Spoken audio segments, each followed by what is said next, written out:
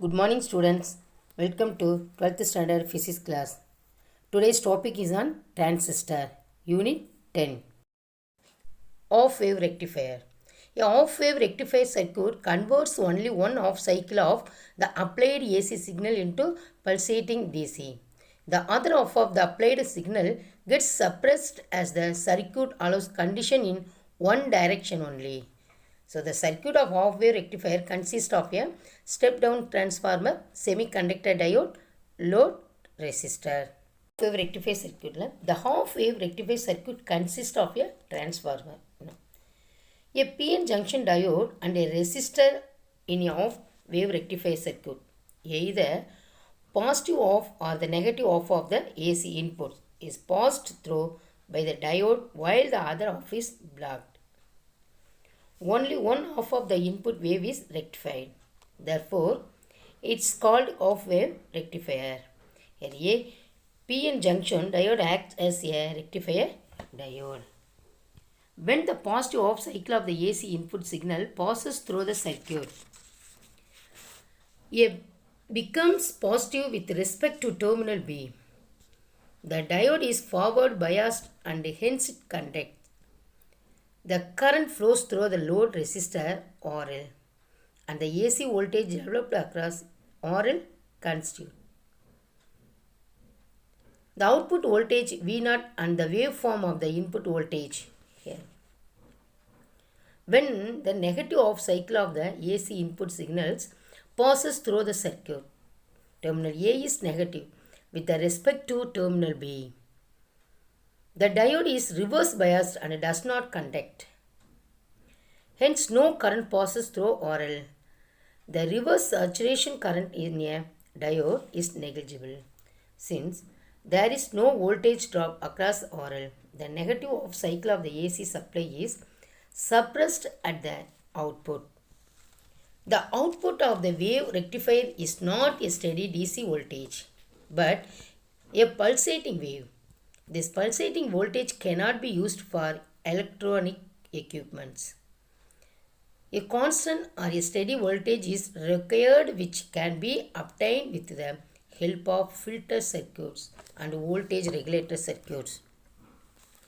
Efficiency is the ratio of the output DC power to the AC input power supplied to the circuit. Its value for half-wave rectifier is 40.6%. Half-wave rectifier circuit and input and output wavefronts are shown here. This is called waveform representation. Next, full wave rectifier. The positive and negative half cycles of the AC input signals are rectified in this circuit and hence it is called the full wave rectifier. It consists of two PN junction diode, a shunt tap transformer and a load resistor RL. The center is usually taken as the ground or zero voltage reference point. With the help of the center tape transformer, each diode rectifies one half of the total secondary voltage. When the positive half cycle of the AC input signals passes through the circuit, terminal M is positive. C is at zero potential and N is negative potential. The forward biases diode D1 and reverse bias D2, hence being forward biased, D1 and conducts and current flows along the path MD1 ABC. When the negative half cycle of the AC input signals passes through the circuit, terminal N becomes positive. So C is at zero potential and M is at negative potential. This forward biases diode D2 conducts and current flows along the path ND to ABC.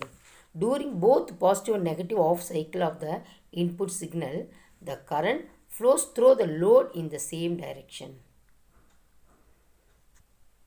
Full wave rectifier circuit and input and output waveforms are shown here. BJT, a bipolar junction transistor or BJT, is a three-terminal semiconductor device that is used for amplification and switching purpose. It is current controlled device. The BJT consists of a semiconductor crystal in which an N-type material is sandwiched between two P-type materials, or P-type material sandwiched between two N-type materials. To protect it against moisture, it is sealed inside a metal stick case. The three regions formed are called as emitter, base and collector, which are provided with terminals or ohmic conducts labeled as E, B and C. As a BJT has two PN junctions, two depletion layers are formed across the emitter base junction and collector base junction. The circuit symbol carries an at the emitter leading point from P to N, indicating the direction of conventional current. The main function of the emitter is to supply majority charge carries to the collector region through the base region. Hence, emitter is more heavily doped than the other two regions. Base is very thin and very lightly doped compared to the other two regions. The third one, collector. The main function of collector is to collect the majority charge carriers supplied by the emitter through the base. Hence, collector is made physically larger than the other two, as it has to dissipate more power. It's moderately doped.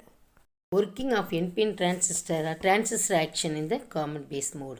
The operation of an NPN transistor in the common base mode is explained below. The current flow in a common base NPN transistor in the forward active mode. Basically, a BJT can be considered as two PN junction diodes connected back to back. In the forward active bias of the transistor, the emitter base junction is forward biased by a DC power supply, and collector base junction is reverse. The forward bias decreases the depletion region across the emitter base junction, and the reverse bias increases the depletion region across the collector base junction. The barrier potential across the emitter base junction is decreased and the collector base junction is decreased. The voltage across the emitter base junction is represented as VEB and the collector base junction as VCB. In an NPN transistor, the majority charge carries in the emitter or electrons. As it is heavily doped, it has a large number of electrons. The forward bias across the emitter base junction causes the electrons in the emitter region to flow towards the base region. The electron, after reaching the base region, recombine with the hole in the base region. Lightly doped, all the electrons will not have sufficient holes to recombine, and hence most of the electrons reach the collector region. Eventually, the electrons that reach the collector region will be attracted by the collector terminal as it positively potential and flows through the external circuit. This constitutes the collector current. The holes that are lost due to recombination in the base region are replaced by the positive potential of the bias voltage. It's to be noted that if the emitter current is 0, then the collector current is almost 0. It's therefore imperative that a BJT is called current controlled device. Applying Kirchhoff laws, we can write the emitter current as the sum of the collector current and the base current. IE is equal to IB plus IC.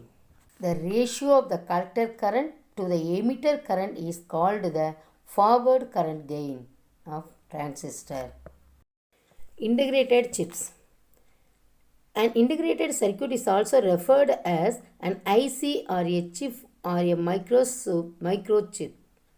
It consists of thousands to millions of transistors, resistors, capacitors, etc. integrated on a small flat piece of semiconductor material, that is normally silicon. Integrated circuits are the keystone of modern electronics. With the advancement in technology and the emergence of very large scale integration era. It is possible to fit more and more transistors on chips of same piece. ICs have two main advantages over ordinary circuits: cost and performance. The size, speed, and capacity of chips have progressed enormously with the advancement in technology. Computers, mobile phones, and other digital home appliances are now made possible by the small size and low cost of ICs. ICs can function as an amplifier, oscillator, timer, microprocessor, and computer memory. These extremely small ICs can perform calculations and store data using either digital or analog technology. Digital ICs use logic gates, which work only with values of ones and zeros. A low signal sent to a component on a digital IC will result in a value of 0, while a high signal creates a value of 1. Digital integrated circuits. It is usually find their applications in computers, networking equipment, and most consumer electronics. Analog ICs or linear ICs work with continuous values. This means a component on a linear IC can take any value and output another value. Linear ICs are typically used in audio and radio frequency amplification. That's all. Okay students, today's topic is over. Today's homework. Students, I have given two important 5-mark questions. Read the questions and answers well and write 2 or 3 times in your classwork notebook. After writing, send to me the answer through WhatsApp. Thank you students. God bless you all.